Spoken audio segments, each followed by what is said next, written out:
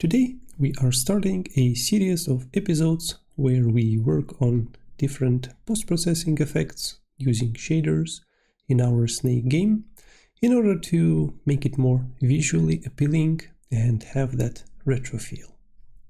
Today's episode is all about the glow effect using bloom shader, and we're gonna heavily rely on this article by LearnOpenGL.com, which describes how the effect can be achieved.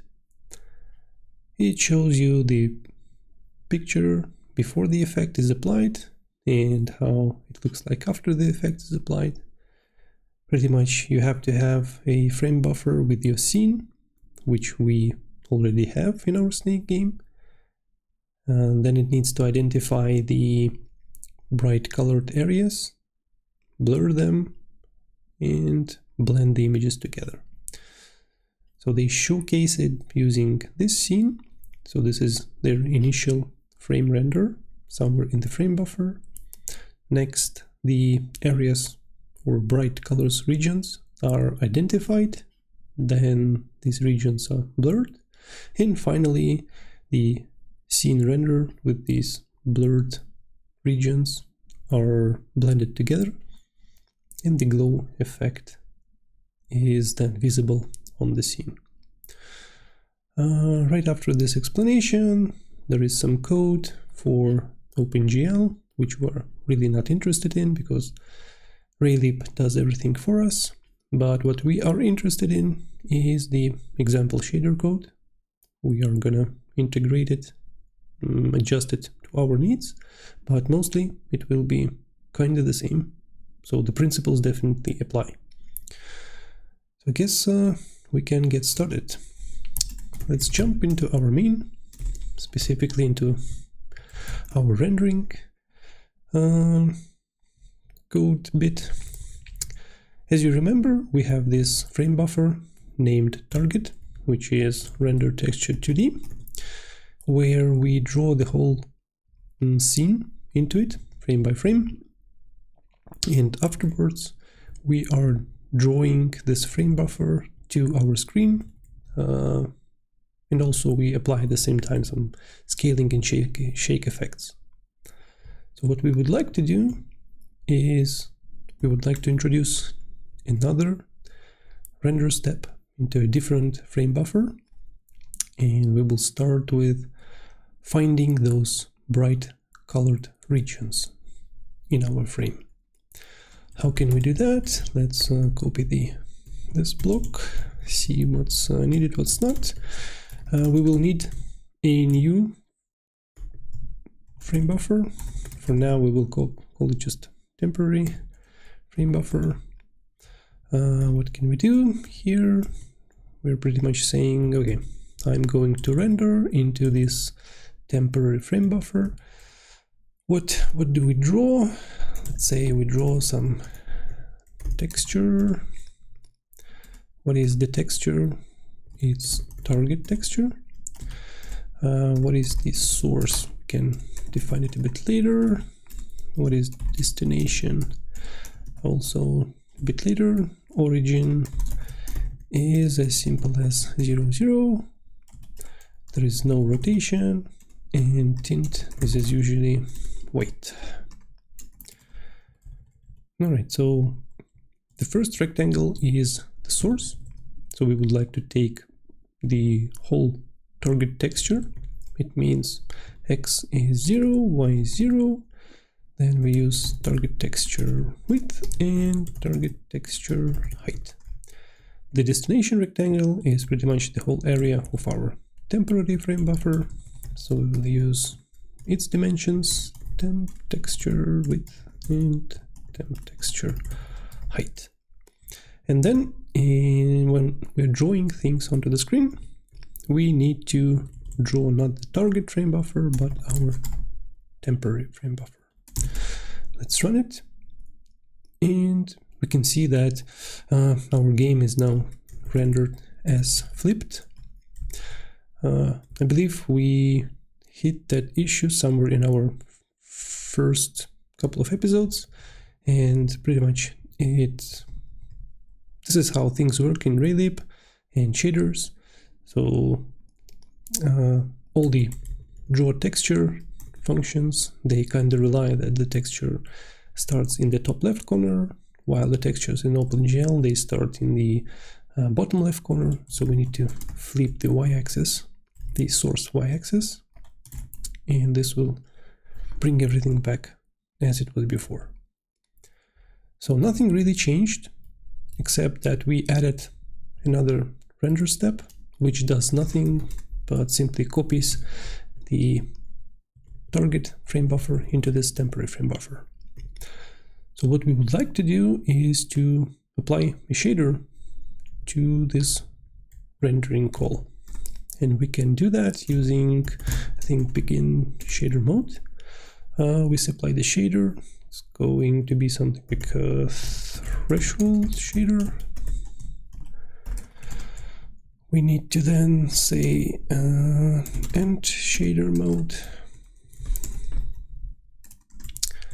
So we need to define this threshold shader somewhere.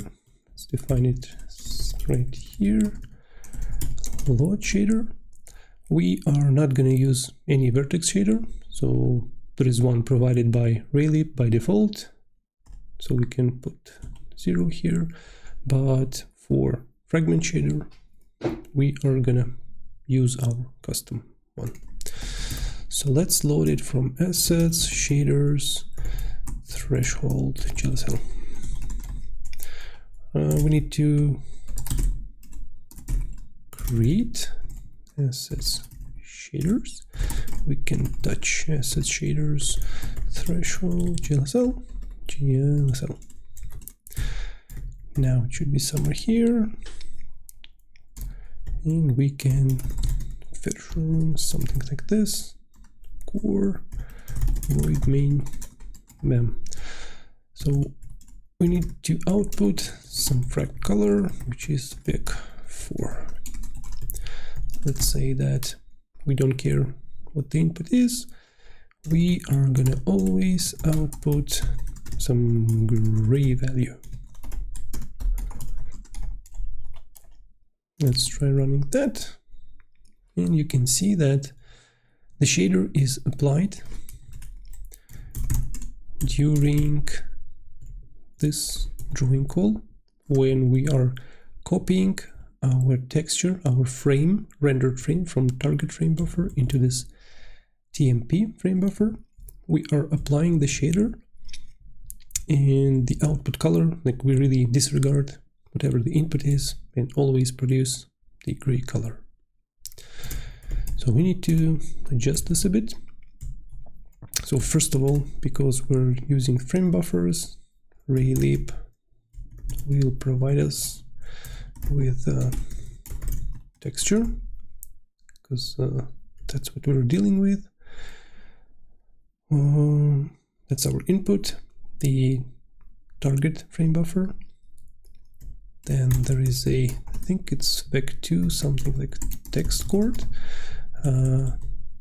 This comes from the vertex shader, which is provided by default by Raylib. So the naming is really important. I think it should be frac text chord. Let's check it. So we can say that vec4 color. Let's sample our texture 0 with the coordinates and output this color. So if everything is correct, then we should once again see our game without any differences compared to before. So that's great. So it seems that our shader setup is correct. So this texture 0 is the rendered frame, which comes from this target frame buffer. This is a coordinate of the pixel that we are currently working with, and we need to output the color of that pixel. So for example, what we can do is we can say that our output is going to be color R.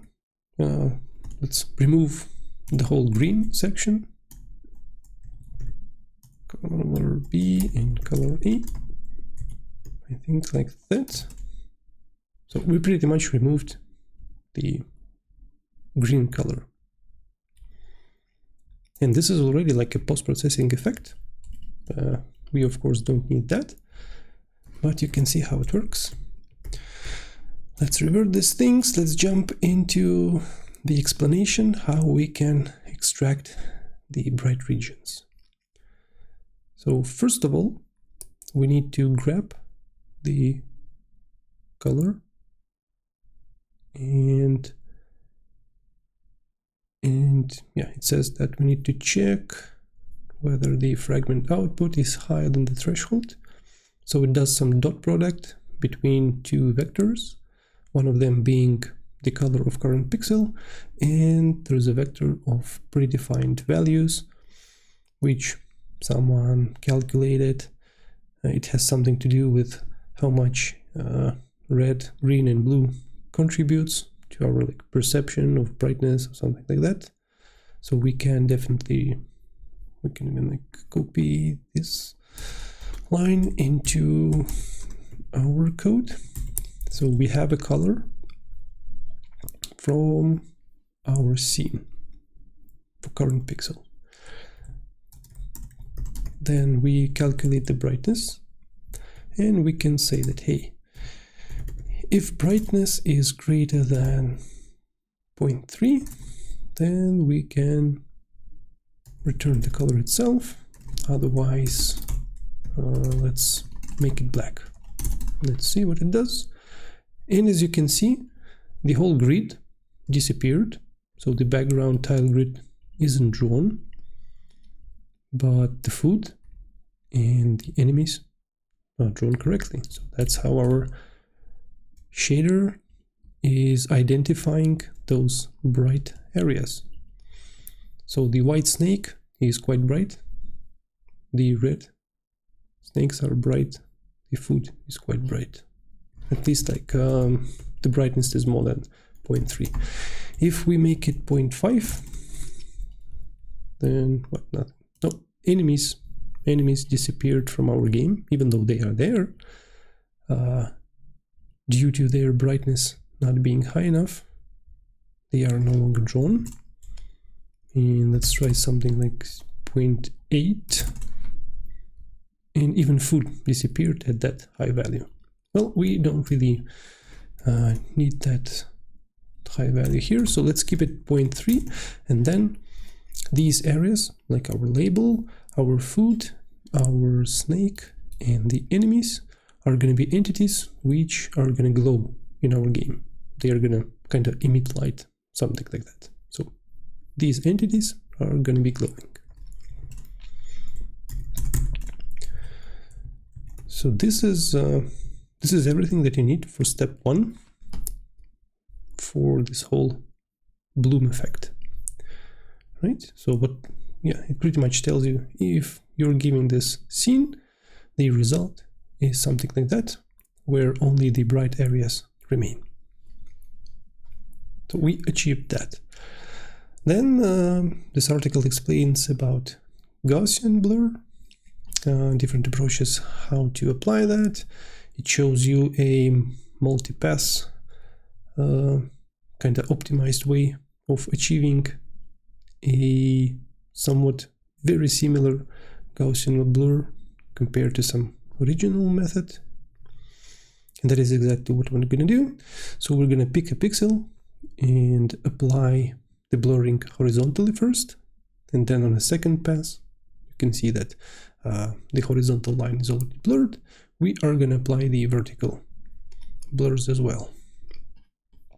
The article provides this shader, which we're going to definitely use, but maybe we can rework it a bit, make it a bit smaller, easier, I don't know, we'll see.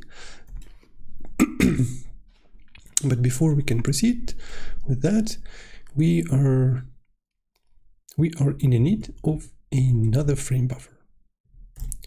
So let's rename that initial temporary buffer as temp A. Let's introduce temporary B frame buffer so that we can we can draw into this temporary B frame buffer. We are gonna use a shader, something blur shader. We are gonna draw from temp A. So temp A, current frame buffer, contains only those bright areas. Everything rest is black. Our source is temp A. Our destination is temp B. All right, so let's define the blur shader. It's going to be assets shaders blur GLSL. So we can edit assets shaders blur GLSL. Again, provide some version, or I don't know, like if I add core, yeah, read void main. Let's split. Let's see what we did here. These remain the same, I guess. What is needed is probably some vec2 direction, which is going to be responsible to say which way we are doing the blur, as in whether we are doing the horizontal blur or vertical. It is going to be supplied by that uniform to our shader. In this example, it is provided by Boolean, but in our case, we're just going to use vec2. And what do we need to do here? These are once again some weights that some smart person calculated, and we can simply reuse them. What it does. So get size of single texel. So it measures the size of the image of frame buffer, and then it divides one by its size, so by its width and its height. Pretty much it all comes down to the fact that textures in OpenGL and shaders, they live in dimensions from 0 to 1, both height and width. So this simply, in this case, gets size of single texel. So if width is 1024, then it's each pixel or texel has width 1 divided by 1024, same for height. We are gonna provide this value from via our direction, so we can skip that. For now, we can use this result, which says, let's grab this texture 0 from frac text chord, get its color, and multiply by initial weight, and then it does this loop, which we can also grab. And let's say, so I starts with 1 because we have already multiplied the first one. Yeah, I++. So it adds something to texture 0, frac text chord. This we don't need, I think. This is plus direction and minus direction, and times width height, and then we can simply return the frac color. So what it does is pretty much for each pixel looks into like left and right and applies a kind of percentage of its color to ourselves, and you can see the further we go from initial pixel, the less that color of neighboring pixel contributes to our color. All right, this is pretty much it for the shader itself. So what we need to do is we need to set it up in our main. So as you saw, we have a uniform direction which we would like to supply to our shader.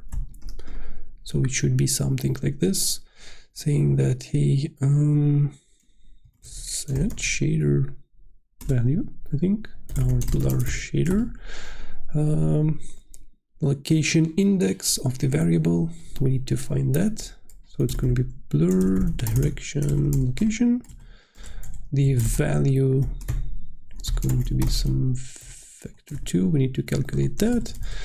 And uniform type is shader uniform vec2, right? Vec2. Yeah.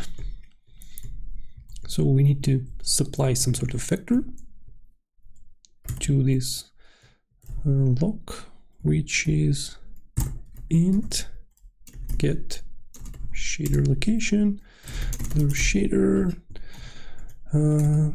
direction, right? So it looks up the direction variable, uniform variable in the blur shader, gets its location so that we can set it here. And initially, the first thing that we do based on the article is we need to do a horizontal blur. So we need to supply such direction that y is not changed at all. So y is 0, but x is 1 dividing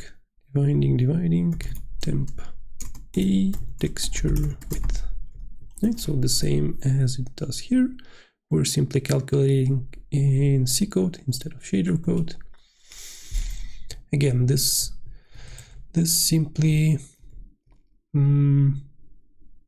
calculates the size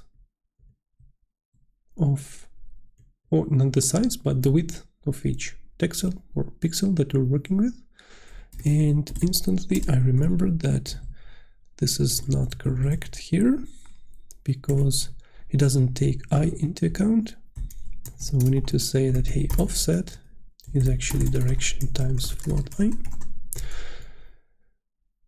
So imagine that if we're dealing with horizontal blurring, then direction has some x value, and x being the width of single texel or pixel. So the offset is like which texel we want to grab, let's say 5th. So it means to be like 5 times the width of a single texel. And then we need to use offset here instead of direction. All right, so this is our threshold, finding the bright areas. And this thing does the horizontal blur. Finally, we can now draw whatever we achieve, see whether it works or not. Seems to be working. There is a slight blur to the sides. I hope you can see it in the video. Because of how our shader is constructed, we can instantly copy this whole block of code and do the vertical blurring as well. We can reuse temp a buffer now. We are going to reuse the same shader. Our direction is going to change from horizontal to vertical. So x becomes 0. And the height of each texel is 1 divided by texture height. And this is temp b, because that's what we're using. So we're gonna grab the whole temp b texture and draw it to temp a using the same blur shader. So again, first we write our bright areas into temp a, then we blur horizontally and write the result into temp B, making temp A not useful anymore. So you can reuse it here, where we take temp B as source and apply blurring again, but now the direction is different. The direction is now vertical, and write the result in temp A. Then we can draw temp A as a result. And I definitely see that things got blurred, both horizontally and vertically. So this is really nice. In one final step, I believe that we need to take this blurred result and actually blend the textures. So we need to blend the initial scene with this blurred regions scene. We don't really need that, I think, because things are provided, or I'm capable of doing that using Raylib. Let's see what we can do. Let's introduce a new frame buffer and call it blurred. Yeah. Game height, everything remains the same. It's just we are going to draw things into this blurred frame buffer, and we're gonna output everything that we draw there. So first we want to draw our target texture, which is pretty much our frame of the game. It is not changed in any way. This frame buffer remained the same. The source is once again 0, 0, target texture width, and negated target texture height. Destination is just 0, 0, blurred texture width, blurred texture height. Alright, origin is just 0,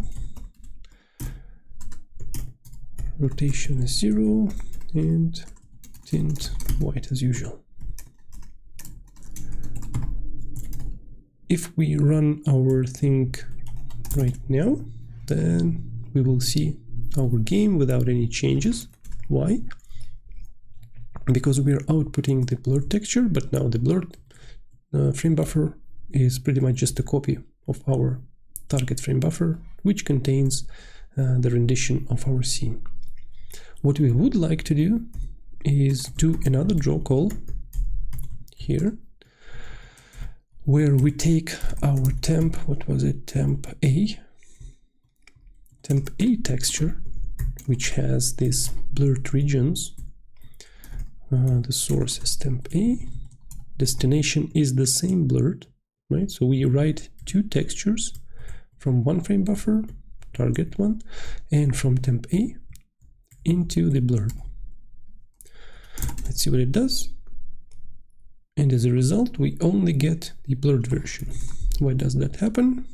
It happens because the second call to draw texture pro is overriding everything that's been drawn before. That's why we need to blend things. For glow effect, I think we need to do additive blending, and it should be somewhat easy in Raylib. So let's see, blend. There is blend mode, there's end mode, set.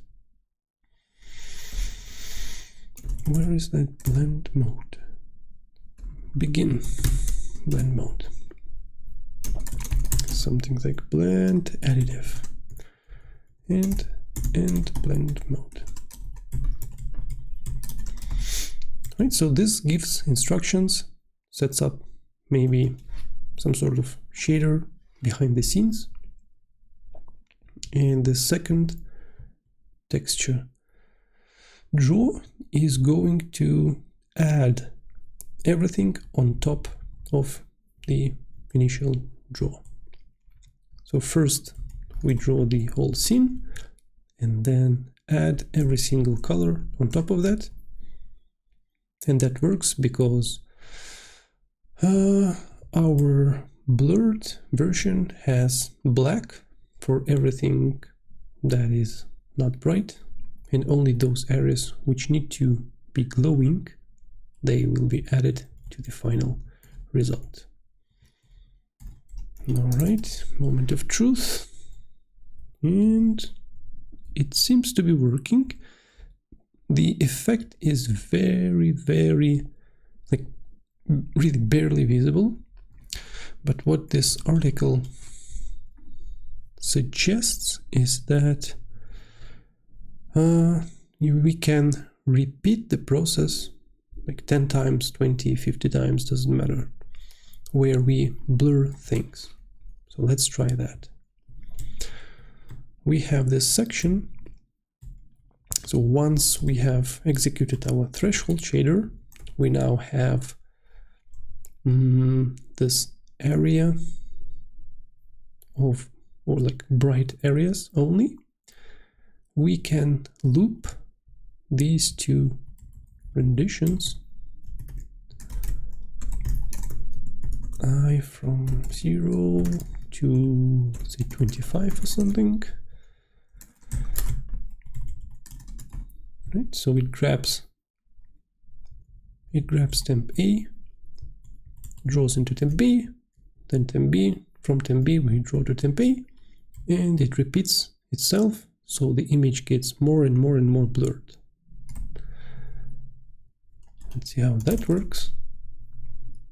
And now you can definitely see the glow specifically here, and it's interesting how the snake is running and it highlights the tiles nearby. You can see the food is really showcasing the glow effect. So it's glowing and it highlights those nearby tiles. So this looks amazing. Maybe we can reduce it a bit. Yeah, the effect is there, so let's keep it at 10. Right, and one thing I'm concerned is how much this section where we rerun the same shaders, redraw things into framebuffer affect our FPS. Luckily for us, Realeap has built-in draw FPS call.